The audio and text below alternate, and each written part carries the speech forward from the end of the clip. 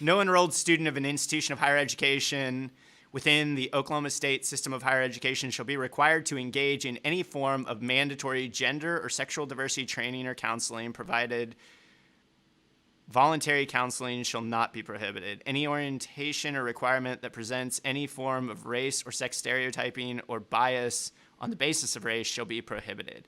So what's fascinating to me about that is like, I wonder if that's like to head off the like annual discovery of some insanely racist incident at OU. You know what I mean? Like, it's like we are Well, still that happens way having, more than just annually, but thank you.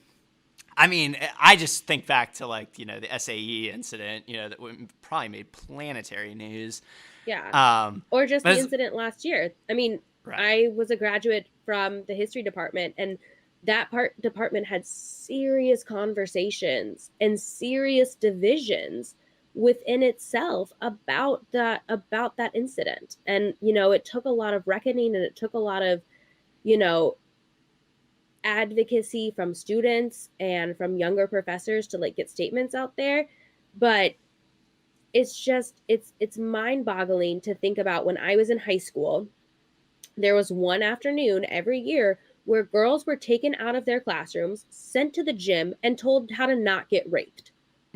Men Oh got to stay God. in their classroom, men got to proceed with their studies, and I had to sit there and learn what skirts going down to my fingertips looked like and stuff.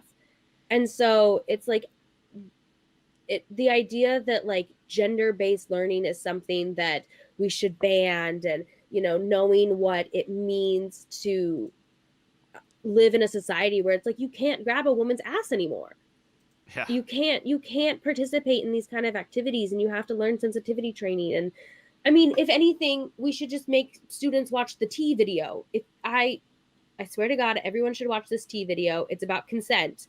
And they make every person who comes into OU watch it. And it's this very cute little British voice. And it's saying, like, if a person's passed out, you can't feed them tea. So maybe you shouldn't have sex with them. Yeah. And it is like such a clear pace. Like, if somebody says they want tea and then they don't want tea, sure, you boiled the water, sure, you poured the tea, but like, hey, you can't force them to drink tea.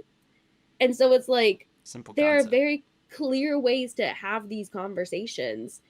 And yet this piece of legislation is saying, no, no, no, no, I know we've like figured out a way to do this, but like, let's not.